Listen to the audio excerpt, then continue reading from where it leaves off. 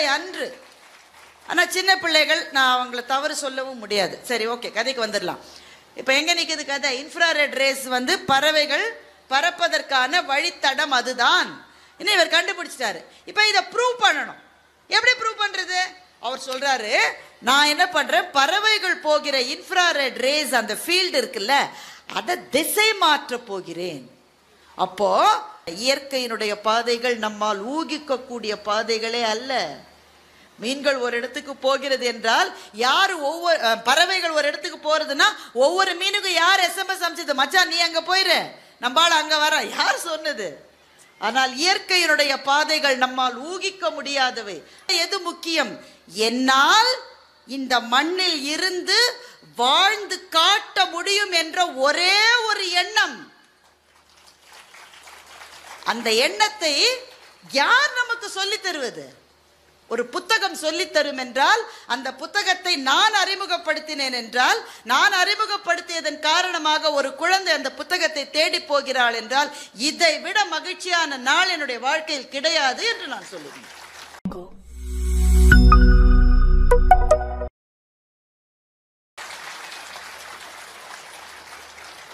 இஸ்ரேலிலே இருக்கிற குழந்தைகளும் காசாவிலே இருக்கிற குழந்தைகளும் சேர்ந்து முடிவு செய்திருந்தால் இந்த சண்டை எப்போதோ நின்றிருக்கும். வளர வளர நம்முடைய மனத்தில் படுகின்ற நம்முடைய ஈகோ எந்த சண்டைகளையும் சமாதானம் என்ற ரேஞ்சுக்கு எடுத்து போக முடியாதபடி செய்கிறது. இவன் மனுஷனுக்கு தானடா சண்டை போறான்னா, மனுஷன் இயற்கையோட போய் சண்டை போறான். இவனை விட பைத்தியக்காரன் இருக்கவே முடியாது. எது ஜெயிக்கணும் உனக்கு தெரியலையாடா? நீ 500 மரத்தை வெட்டுற, நீ நினைக்கிற நீ மரத்தை ஜெயிச்சிட்டேன்னு. நீ உன்னுடைய சந்ததிக்கு கிடைக்க வேண்டிய நீரை குறைத்து விட்டாய் என்பது மரத்துக்கு தெரியும். அவங்க அழகா ஒரு கதை சொன்னாங்க, டோடோ பறவையை பற்றி சொன்னாங்கல்ல, கேட்டீங்களா இல்லையா? கொழு கொழுன்னு இருக்கிற டோடோ பறவைய கொன்னு தின்னாங்களாம். கடைசியில் பார்த்தா அந்த பகுதியில் வர்ற ஒரு தாவரம் அதற்கு பிறகு வளரவில்லை. இயற்கை ஒன்றோடு ஒன்று இணைந்தது. இதை புரிந்து கொள்ளாத ஒரே உயிரினம் மனிதன் மாத்திரம்தான். இதை பற்றி ஜெயமோகன் அருமையான ஒரு கதை எழுதியிருக்கிறார். சுருக்கமாக சொல்கிறேன் அந்த கதையை. ஏன்னா புத்தக திருவிழாவுக்கு பேச வந்துவிட்டு எழுத்தாளர்களினுடைய கதைகளை சொல்லாமல் நாங்கள் வேறு எதை சொல்லுவது? ஜெயமோகன் அருமையான ஒரு கதை எழுதியிருக்கிறார். ஒரு பயங்கரமான சயின்டிஸ்ட், அவரோட மனைவியும் சயின்டிஸ்ட், அவருடைய அப்பாவும் சயின்டிஸ்ட். அப்பாவும் மகனும் எதை பற்றி ஆராய்ச்சி செய்கிறார்கள் என்றால் பேர்ட் மைக்ரேஷன், பறவைகள் வலசை போவதுன்னு சொல்லுவாங்கல்ல, நீண்ட தூரம் பறந்து வருகின்றன பறவைகள். நம்ம படிச்சிருக்கீங்களாம்மா? எல்லாருமே முறைச்சு பார்க்குறீங்க பிள்ளைங்கள. யாராவது கூப்பிட்டு உட்காந்து வச்சுட்டாங்களா வலுக்கட்டாயம்மா? ஒரு சிரிப்பை காணுமே முகத்தில். இந்த ஆண்டி என்னைக்கு முடிச்சு நாங்கள் எப்போ பஜ்ஜியை சாப்பிட்டு அந்த ரேஞ்சில் இருக்கு. பரவாயில்ல, வந்து சேர்ந்துருவாங்க அப்புறமா. பேர்ட் மைக்ரேஷன் பற்றி ஆராய்ச்சி செய்கிறார் மகன். அவருக்கு முக்கியமான கேள்வி என்னன்னா, பறவைகள் ஏன் இவ்வளவு தூரம் பறக்கிறது? அதை முட்டையிட்டு குஞ்சு பொறிப்பதை ஏன் உங்கள் வீட்டுக்கு பக்கத்துலேயே செய்யுமா? அதை நீ இருக்கிற மரத்துக்கு பக்கத்துலேயே நீ முட்டையிட்டு குஞ்சு பொறிக்க மாட்டியா? நீ எதுக்காக 10,000 கிலோமீட்டர் பறந்து வருதுங்க? ஆர்டிக் டர்ன்னு ஒரு பேர்டு இருக்கு. வட துருவத்திலிருந்து தென் துருவம் மாத்திரம் பறந்து வருது. சயின்டிஸ்டுக்கு புரியவே இல்லை, எதுக்காகடா இவ்வளோ தூரம் வரீங்க? நீ இருக்கிற இடத்துக்கு பக்கத்திலே செய்ய மாட்டேன். இதற்கான கேள்வி இன்றைக்கு கூட விஞ்ஞானிகளுக்கு தெரியவில்லை. ஏன் அவ்வளவு தூரம் பறந்து வருதுன்னு தெரியல. அதை விட பெரிய கேள்வி என்னன்னா, பாதையே மாறாம வருதுங்க. நம்ம ஆளு கூகுள் மேப் வச்சுக்கிட்டே அந்த அம்மா வடக்குல திரும்ப சொன்னா தெற்குல திரும்புறோம். ஆனா கூகுள் மேப் அம்மா நல்ல அம்மா, திட்டவே திட்ட சொல்லிக்கிட்டே இருக்கும். Take a U-turn now, take a U-turn now, take இவன் நேர போவோம். அது திட்டுது அவனை. அறிவு இருக்கா? நான் வந்து சொல்றேன்ல, யூட்டர் எடுன்னு சொல்றேனே நான். உனக்கு மண்டையில் ஏதாவது இருக்கு, அது கேட்குதா? இல்லை. Go for another 5.5 kilometers and then take a U-turn. இதுவே வீட்டம்மா இருந்தால் என்னென்ன திட்டிருக்கோம். அந்த சொல்றல திரும்புன்னு. ஒருத்தர் பேச்சை கேட்கறது உன் தலைமுறையிலேயே யாருக்கு இல்லை, உன் குடும்பத்திலே யாரும் கேட்க மாட்டாங்க. உங்கள் அப்பா அம்மா உன்னை சரியாக வளர்த்துருந்தா நீ இந்த மாதிரி இருந்திருப்பியா? பரம்பரையே மானக்கேடு உண்டாக்கும். ஆனால் கூகுள் அக்கா யாரையுமே திட்டாது, நல்ல அக்கா. அது கூகுள் மேப் அக்கா நல்ல அக்கா. இப்போ இந்த பறவைகளுக்கு என்ன கூகுள் மேப் இருக்கு சார்? ஒரு போர்டு இருக்கா? கடலுக்கு மேலே பறக்குது சார். ஒரு மேப் இருக்கா? ஒரு போர்டு இருக்கா? என்ன சார் இருக்கு? 10,000 கிலோமீட்டர் பறக்கிற ஒரு டைரக்ஷன் கிடையாது. So this question is always puzzle the scientist. எப்படி வழியை கண்டுபிடிக்கிறாங்க? இந்த பையன் அதை பற்றி தான் ஆராய்ச்சி பண்ணுறாரு. பையனுக்கு ஒரு மனைவி இருக்காங்க. அந்த அம்மா அதோட தீவிரமாக ஆராய்ச்சி. எதை பற்றி என்றால் மீன்களை பற்றி ஆராய்ச்சி செய்கிறவர்கள். நல்ல குடும்பம். ஏன்னா கணவன் மனைவி சந்திச்சிக்கவே முடியாது, அந்த குடும்பம் நல்ல குடும்பமாக இருக்கும். இவர் பேர்ட்ஸை பற்றி ஆராய்ச்சி பண்ணுறதுனால இவர் வேற ஒரு இடத்துல இருக்கார். அந்த அம்மா ஃபிஷ்ஷை பற்றி ஆராய்ச்சி பண்ணுறதுனால கடல் ஓர பகுதிகளில் தான் அந்த அம்மா இருக்கும். சந்திச்சிக்கவே மாட்டாங்க, எப்போவாவது ஒவ்வொரு தடவை சந்திச்சுப்பாங்க. இந்த பையன் சொல்கிறான், அப்பா நான் கண்டுபிடிச்சிட்டேன்ப்பா, இந்த பேர்ட்ஸ் வந்து டைரக்ஷன் எப்படி தெரியுமா கண்டுபிடிக்குது? மனித கண்கள் அதுக்கு இல்லை. But there are invisible infrared ray fields in the atmosphere. Infrared கதிர்களினால் உருவாக்கப்பட்ட ஒரு ஃபீல்டு வந்து வாயுமண்டலத்தில் இருக்கிறது. மனித கண்களுக்கு அது தெரியாது, ஆனால் பறவைகளுக்கு அது தெரியும்.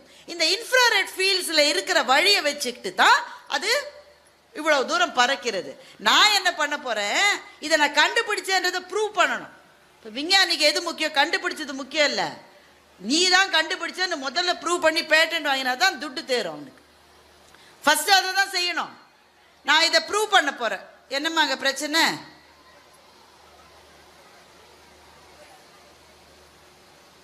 சரி உட்காருங்க உட்காருங்க, ஒன்றும் இல்லை. அவங்கெல்லாம் பஜ்ஜி சாப்பிட போகிறாங்கன்னு நினைக்கிறேன். சரி வாங்க நம்ம கதைக்கு திரும்ப போகலாம். ஏன்பா நடுவில் பிரச்சனை பண்ணாதீங்க. உட்காருதுன்னா உட்காருங்க, போகிறதுன்னா போங்க. சரி, இப்போதான் புரியுது ரேவதி சுப்புலட்சுமியோட பிரச்சனை எவ்வளோ பெரிய பிரச்சனை. இது என்னைக்காவது ஒரு நாள் கூட்டத்தில் பார்த்தாலும் எனக்கு ரத்த கொதிப்பு வந்துடுற. தினம் 7 கிளாஸ் அம்மா, அட பாவங்களா. எங்களை மாதிரி பேச்சாளர்களுக்கு ரொம்ப சௌரியங்க. இப்போ ஆடியன்ஸ் இருக்காங்க, எங்கள் பேச்சை கேட்க அவங்க விரும்பலாம் வச்சுக்க. நீங்கள் இல்லை, நீங்களாம் விரும்புகிறீங்க, அப்படி தானே?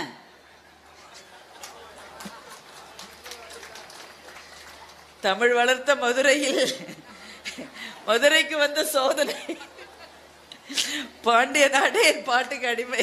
சரி, பேச்சாளர்களுக்கு என்னன்னா, ஆடியன்ஸ் வந்து எங்க பேச்சை கேட்க தயாரா இல்லைன்னு வச்சுக்கோங்களேன், நாங்க என்ன செய்வோம்னு நினைக்கிறீங்க? சரிங்க நன்றி வணக்கம்னு போயிடலாம்.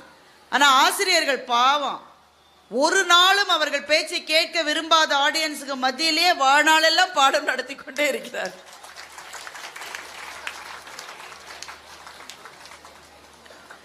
அவங்களாம் கிளம்புறாங்களாமாக்கும். சரி கிளம்பட்டும், சத்தம் இல்லாம கிளம்புங்கம்மா.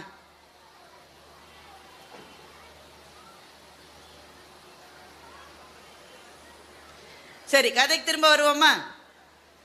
இது வந்து ஒரு தவறான முறை, சொல்றேன் தப்பா எடுத்துக்காதீங்க. ஒரு பேச்சாளரனுடைய பேச்சுக்கு நீங்கள் வந்து முழு பேச்சையும் கேட்க உங்களுக்கு நேரம் இல்லை என்றால் அந்த அரங்கத்தில் நீங்கள் அமரக்கூடாது. அதற்காகத்தான் நான் பேச ஆரம்பித்த போதே சொன்னேன், எனக்கு கிட்டத்தட்ட 50 நிமிடங்கள் நேரம் கொடுக்கப்பட்டிருக்கிறது என்று சொன்னேன். அவ்வளவு நேரம் இருக்க முடியவில்லை என்றால் அப்போதே கிளம்பி இருக்க வேண்டும். இது முறை அல்ல. ஆனால் அவர்களுக்கு என்ன பிரச்சனையோ எனக்கு தெரியல. நல்ல மொத்தமாக கூட்டமாக வந்தாங்க, கூட்டமாக கிளம்புறாங்க. சரி இருக்கட்டும். ஒரு பேச்சாளன் பேசுகிற நேரத்தில் உங்களுக்கு குரு, அதை உங்களால் வாங்கிக் கொள்ள முடியவில்லை என்றால் அந்த அரங்கத்துக்கு நீங்கள் வரக்கூடாது. இது நீங்கள் எனக்கு செய்வதல்ல, இது நீங்கள் தமிழுக்கு செய்வது, இது நீங்கள் புத்தகங்களுக்காக செய்வது. இது எந்த விதத்திலும் முறை அன்று. ஆனால் சின்ன பிள்ளைகள், நான் அவங்களை தவறு சொல்லவும் முடியாது. சரி ஓகே, கதைக்கு வந்துடலாம். இப்போ எங்கே நிற்குது கதை? இன்ஃப்ராரெட் ரேஸ் வந்து பறவைகள் பறப்பதற்கான வழித்தடம் அதுதான். இன்னும் இவர் கண்டுபிடிச்சிட்டாரு. இப்போ இதை ப்ரூவ் பண்ணணும். எப்படி ப்ரூவ் பண்ணுறது? அவர் சொல்கிறாரு, நான் என்ன பண்ணுறேன், பறவைகள் போகிற இன்ஃப்ராரெட் ரேஸ் அந்த ஃபீல்டு இருக்குல்ல, அதை திசை மாற்ற போகிறேன். அப்போ எங்கேயோ போக வேண்டிய பறவை வழி தப்பி நான் எங்க அந்த ஃபீல்டை மாத்திருக்கேனோ அங்க வந்துடும். இப்ப வந்து குஜராத்துக்கு போக வேண்டிய ஒரு பறவை நாகர்கோயிலுக்கு வந்துடும். அப்படி வந்துச்சு நான் காட்டியும் என்னுடைய தியரியை இந்த உலகமே ஒத்துக்கொண்டு என் காலடியில் மண்டியிட வேண்டும் அப்படின்னு அந்த மகன் சொல்றான். அப்பா வயசானவர், அவருமே சயின்டிஸ்ட் தான். அவர் என்ன சொல்றாரு, டேய் தம்பி, பறவைகளை பத்தி உனக்கு தெரியாதுடா, இந்த இயற்கை ரொம்ப பெருசு. இயற்கை தன்னுடைய பாதைகளை எப்படி கட்டமைக்கிறது என்பதை கேவலத்திலும் கேவலமான ஒரு மனிதனுக்கு ஒரு நாளும் புரியாதுடா தம்பின்னு அப்பா அட்வைஸ் பண்றார். அப்பா அட்வைஸ் பண்ண உடனே வளர்ந்த மகன்கள் எல்லாரும் என்ன சொல்லுவார்கள், தந்தையே உங்களுடைய அறிவுரையை இப்போதே ஏற்று, அப்படி சொல்லுவாங்க. சும்மா இருப்ப நையின்னு என் நேரம், நான் எவ்வளவு படிச்சிருக்கேன், எவ்வளவு பேர் ரிசர்ச்ல இருக்கேன், நான் என்னென்ன கண்டுபிடிச்சிருக்கேன், நீ அந்த காலத்து ரிசர்ச் மெத்தடே வச்சு உனக்கு என்ன தெரியும், யூ கீப் குவைட். அப்புறம் அப்பா என்ன சொல்லுவாரு, எல்லா வீட்டு அப்பாவும் என்ன சொல்லுவாரோ அதான் சொல்லுவார், எக்கேடு கெட்டு ஒழி, எனக்கு என்ன. இப்போ இவன் இன்ஃப்ராரெட் ஃபீல்டை மாத்திட்டார்.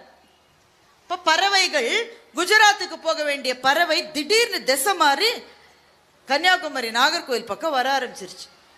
அவ்வளோதான், மகனுக்கு மகிழ்ச்சி தாங்கலை. எல்லாருக்கும் மெசேஜ் அனுப்புறாரு, I've succeeded in my research, அதுவாக்கு இதுவாக்கு. அப்போ திடீர்னு ஞாபகம் வருது, எல்லாருக்கும் நான் என்னுடைய வெற்றியை பற்றி சொன்னேன், ஒரு முக்கியமான ஆளுக்கு என்னோட வெற்றியை பற்றி சொல்லலையே, என் மனைவிக்கு இன்னும் சொல்லலையே. என் மனைவிக்கு ஃபோன் பண்ணுறாரு. மனைவி சொல்கிறாங்க, நான் வீட்டு வாசலில் தான் இருக்கேன். எப்பம்மா வந்து நீ, நான் வந்து ஜெயிச்சிட்டேன்றதை செலிப்ரேட் பண்ணுவேன். நீ ஜெயிச்சிட்டேன்றதை நான் ஏன் செலிப்ரேட் பண்ணுவேன், நான் அதுக்கு வரல, பின்ன எதுக்கு வந்தேன். திடீர்னு ஒரு புதிய சம்பவம் நிகழ்ந்திருக்கிறது மீன்கள் உலகத்தில், அதை பற்றி ரிசர்ச் பண்ணுறதுக்காக இங்கே வந்திருக்கேன். ஏன்னா அந்த அம்மா வந்து ஃபிஷ்ஷை பற்றி ரிசர்ச் பண்ணுற சயின்டிஸ்ட். மீன்கள் உலகத்தில் என்ன சம்பவம் நடந்திருக்கிறது, குஜராத் கடற்கரையிலே இருக்க வேண்டிய பல மீன்கள் அவ்வளவு தூரம் நீந்தி கன்னியாகுமரி கடற்கரைக்கு வந்திருக்கிறது. என்ன காரணம்னே எங்களுக்கு புரியல. இதெல்லாம் குஜராத்ல இருக்கிற எப்போ வழக்கமா இருக்கிற மீன் திடீர்னு கூட்டமா கிளம்பி லட்சக்கணக்கான மீன்கள் குஜராத்தில் இருந்து கன்னியாகுமரிக்கு வந்திருக்கு. எதுக்கு வந்ததுன்னே எங்களுக்கு தெரியல. அதை பத்தி ரிசர்ச் பண்றதுக்காக இங்க வந்திருக்கோம். ஆனா அது எதுக்கு வந்ததுன்றது சயின்டிஸ்டுக்கு தெரியும் தானே. இயற்கையினுடைய பாதைகள் நம்மால் ஊகிக்க கூடிய பாதைகளே அல்ல. மீன்கள் ஒரு இடத்துக்கு போகிறது என்றால் யாரு, ஒவ்வொரு பறவைகள் ஒரு இடத்துக்கு போறதுன்னா ஒவ்வொரு மீனுக்கும் யார் எஸ்எம்எஸ் அனுப்பிச்சது, மச்சான் நீ அங்க போயிரு, நம்மால அங்க வர, யார் சொன்னது? ஆனால் இயற்கையினுடைய பாதைகள் நம்மால் ஊகிக்க முடியாதவை. அதான் அந்த டோடோ கதையில இருந்ததும் அதுதான், ஜெயமோகன் எழுதிய இந்த கதையில் இருப்பதும் அதுதான். இலக்கியம் நமக்கு எதை தருகிறது என்றால், டோன்ட் மெஸ் வித் நேச்சர். இயற்கையோடு நீ உன்னுடைய கையை வைத்து ஒரு மரத்தை நீ வெட்டினால் கூட உன் தலைமுறையில் யாரோ ஒருவர் அதற்காக கஷ்டப்படுவார் என்ற பாடத்தை இயற்கை சொல்லாமல் சொல்லுகிறது. நம்மால புரிஞ்சுக்க முடியல. அதை சில எழுத்தாளர்கள் நமக்கு சொல்லுகிற போது அதை பற்றி சிந்திக்க ஆரம்பிப்போம் இல்லையா? அதுதான் எழுத்தினுடைய வெற்றியாக இருக்கிறது. இந்த அரங்கத்துக்கு நான் வருகிற போது நேத்ரா என்கின்ற ஒரு பெண்ணை சந்தித்தேன். சின்ன பொண்ணு, படிக்கிறாங்கன்னு நினைக்கிறேன். என்னுடைய புத்தகத்தை வாங்கியிருந்தாங்க. அது ஒரு அரிதான நிகழ்வல்லவா, அதனால எனக்கு ரொம்ப மகிழ்ச்சியாக இருந்தது. கையெழுத்தெல்லாம் போட்டு கொடுத்தேன். நேத்ரா என்கிட்ட கேட்டாங்க, ஒரு புத்தக கண்காட்சியில் நீங்கள் பேசுகிற போது த பைட் ஆஃப் அ மேங்கோ என்கின்ற கதையை பற்றி நீங்கள் சொன்னீங்க, அந்த புத்தகம் எங்கே கிடைக்கும்னு எனக்கு சொல்லுங்கன்னு சொன்னேன். எனக்கு ரொம்ப மகிழ்ச்சியாக இருந்தது. ஆனால் அந்த கதையை சொல்லுகிற போது அதை ஒருவர் தேடி போவார் என்று நினைத்து நான் சொல்லவில்லை. ஆனால் எங்கேயோ தூவப்பட்ட விதை ஏதோ ஒரு மழையிலே முளைத்து எழுவது போல யாரோ ஒரு எழுத்தாளரினுடைய சிந்தனையை ஏதோ ஒரு பேச்சிலே நான் சொல்ல போக அந்த புத்தகத்தை தேடி ஒரு இளம்பெண் புறப்பட்டு இருக்கிறாள் என்றால் அதுதான் எழுத்தை தேடி புறப்படுகிறவர்களுடைய பாதை. அப்படித்தான் இருக்கு. தூங்க முடியாதுங்க. ஒரு நல்ல புத்தகத்தை பற்றி கேள்விப்பட்டு விட்டால் அது கையிலே வருகிற வரை தூங்க முடியாது. அப்படி என்ன சோறா தண்ணி அது இல்லாம இருக்க முடியாதுன்னா இருக்க முடியாது. ஏன்? அது என் ஆன்மாவினுடைய ஜன்னலை திறந்து வைக்கிறது ஒரு நல்ல புத்தகம். தி பைட் ஆஃப் அ மேங்கோ என்ற புத்தகத்தை எழுதியவர் அரியாட்டு கமாரா என்கிற ஆப்பிரிக்க நாட்டை சேர்ந்த ஒரு பெண். ஆப்பிரிக்கால பல நாடுகள் இருக்குங்க, உங்களுக்கு தெரியும். அல்ல, சில நாடுகளில் இனக்குழுக்களுக்குள்ளே இருக்கிற போராட்டங்கள் ரொம்ப கொடூரமா இருக்கும். நம்முடைய பழங்குடி சமூகத்தினுடைய போர்கள் கூட அப்படித்தான் இருந்தது. புறநானூற்றில் சில பாடல்களை படிச்சா நம்ம லியோவை விட வயலன்ஸ் காட்சிகள் அதிகமா இருக்கும். பார்த்துட்டீங்களாமா? என்ன ஆசிரியர் நீங்கள், உங்கள் பிள்ளைகள் செய்வதையெல்லாம் நீங்கள் செய்யவில்லை என்றால் நாளைக்கு போறாங்க. சரி, நாளைக்கு தான் டிக்கெட் கிடைச்சது. பயங்கரமா வயலன்ஸ் இருக்கும். தோற்ற எதிரி நாட்டு மன்னனுடைய பல்ல புடுங்கி, உயிரோடு இருக்கும்போது செத்தப்புறம் இல்லை, பல்ல புடுங்கி தன்னுடைய கோட்டையிலே நட்டு வைத்திருக்கிறான் ஒரு அரசன். புறநானூற்றில் இந்த செய்தி இருக்கிறது. இதை விட என்ன வயலன்ஸ்? இதை விட வயலன்ஸ் இருக்க முடியுமா? ஆனால் சிறு பழங்குடி இன மக்களுக்குள் போர் நடக்கிற போது அப்படிதான் அது கொடூரமாக தான் இருக்கும். ஆப்பிரிக்காவில் இன்னமும் கூட அந்த மாதிரியான போர்கள் சில இனக்குழுக்கள்கிட்ட இருக்கு. அவங்க என்ன செய்வாங்கன்னா, நம்ம ஊர்ல பல்ல பிடிங்கின மாதிரி அந்த ஊர்ல என்ன செய்வாங்க, யாரெல்லாம் இந்த சைடு ஆட்களோ அவங்க கையில கிடைச்சா மணிக்கட்டோடு 2 கையையும் வெட்டிடுவாங்க. இப்படி கையை கட்டி போட்டு 2 கையையும் மணிக்கட்டோடு வெட்டிடுவாங்க. நான் உண்மையிலேயே ஆப்பிரிக்க நாடுகளுக்கு பயணம் போன போது சில விமான நிலையங்களில் மணிக்கட்டு வரை மாத்திரமே கைகள் இருந்த பல பேரை நானே நேரில் சந்தித்திருக்கிறேன். பார்த்தாலும் நமக்கு உதறும். மரியாட்டு கமாரா ஒரு சிறு கிராமத்திலே வாழ்ந்த ஒரு இளம் பெண், வெறும் 15-16 வயசு குழந்தை, பொண்ணுன்னு கூட சொல்ல முடியாது, குழந்தை பிஞ்சு. அவங்க கிராமத்தில் சண்டை நடக்குதுன்னே அதுக்கு தெரியல. அது வழக்கம் போல தண்ணி எடுத்துட்டு திரும்பி வரும்போது பார்த்தா அதுக்குள்ள சண்டை ஒத்தனை ஒத்த வெட்டி சாச்சு.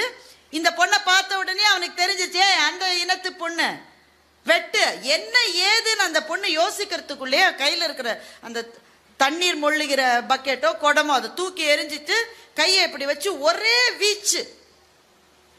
இப்போ ஜெயிலரில் தலைவர் அறிவார், அதே மாதிரி ஒரே வீச்சில் ரிஸ்டோட 2 கையும் போயிருச்சு.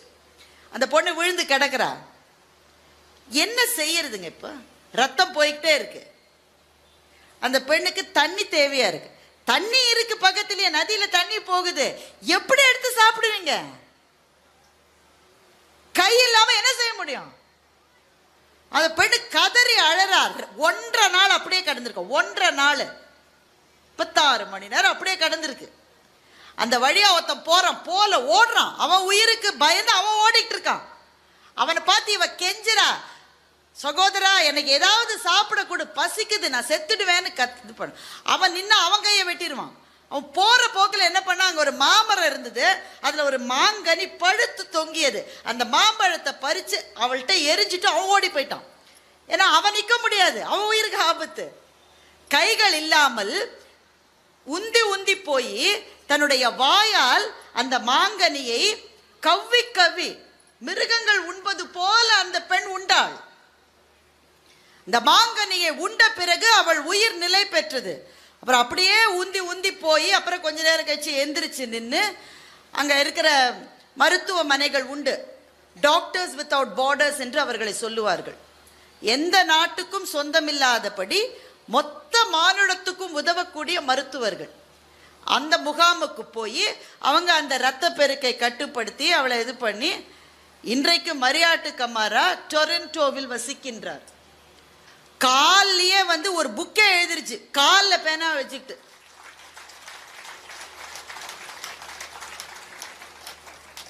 எழுத்தாளர் ஆ முத்துலிங்கம் அவரை சந்திக்கிறார், லிப்ட்ல வச்சு சந்திக்கிறார். இவர் போக வேண்டிய ஃப்ளோர் பட்டனை இவர் அமுத்திட்டாரு. அந்த பொண்ணு என்ன செய்யும்? அந்த அம்மா ஒரு மாடிக்கு போகணும்னு வச்சுக்கோங்களேன், 13ஆம் மாடின்னு வைங்க, லிப்டில் அது மேலே வச்சிருப்பான். இது என்ன செய்யுது? அலட்சியமா காலை தூக்கி கால் கட்டை விரலால் லிப்ட் பட்டனை அமுக்குகிறாள் மரியாட்டு கமாரா. வாழ்க்கையில் கஷ்டம்னு சொல்றீங்களா? என்ன கஷ்டம்? 1.25 மணி நேரமா பஸ் வரல. எங்க அம்மா எனக்கு இன்னைக்கு சோறு சரியாவே செய்யல. எங்க டீச்சர் ஓயாம படி படின்னு உயிர் எடுக்கிறாங்க. மன உளைச்சலாக இருக்கிறது என்று சொல்லுகிற இளைஞர்களுக்கும் இளம் பெண்களுக்கும் நான் கேட்கிறேன், மன உளைச்சல்னா என்னன்னு தெரியுமா உங்களுக்கு? என்னன்னு தெரியுமா?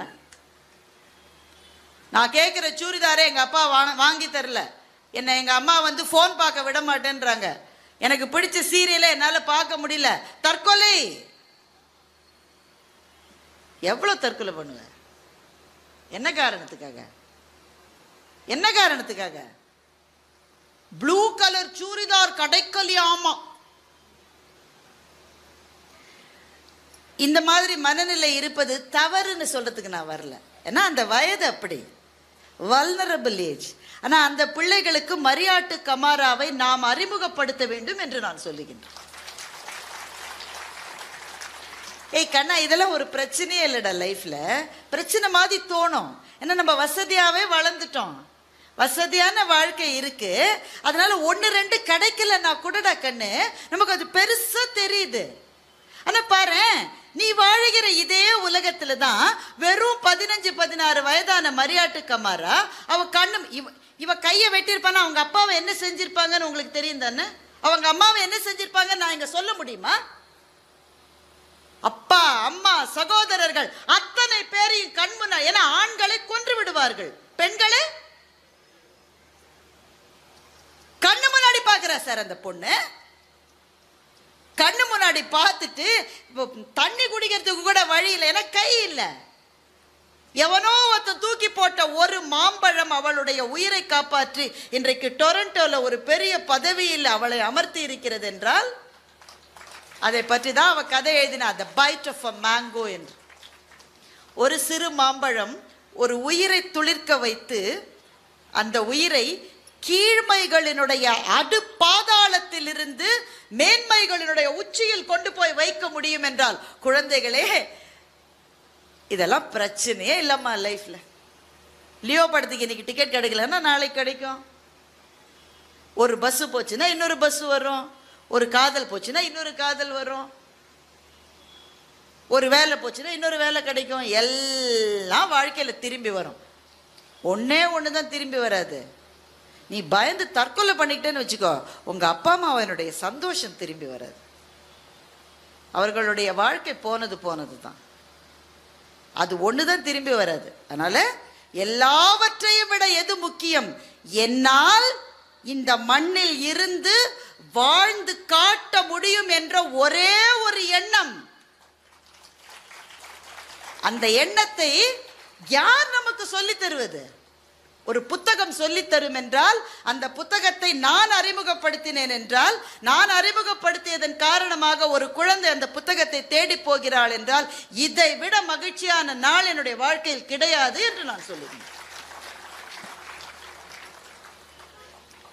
கான்ஃபிளிக்ஸ், மரியாட்டு கமாராவை பார்த்த கான்ஃபிளிக்டோட பெரிய கான்ஃபிளிக்ட் இருக்க. முதல்ல அதை பற்றி ஏன் சொன்னேன்னா, இதை விட பெரிய சண்டைகளில் ஆழ்ந்திருக்கிறவர்கள் உலகம் எங்கும் இருக்கிறார்கள். நம்ம சண்டையெல்லாம் ரொம்ப ஜுஜுபி. நான் சென்னைக்காரி, எங்க ஊர்ல பெஜாருன்னு சொல்லுவாங்க. உங்க ஊர்ல அந்த சொற்கள்லாம் கிடையாது. பெஜாரு அது ஒரு உருது வார்த்தை. பெஜார் என்றால் குழப்பம், பிரச்சனை. அதுல இருந்து அது ஒரு சென்னை தமிழ் வார்த்தையா வந்துருச்சு. பெஜாரு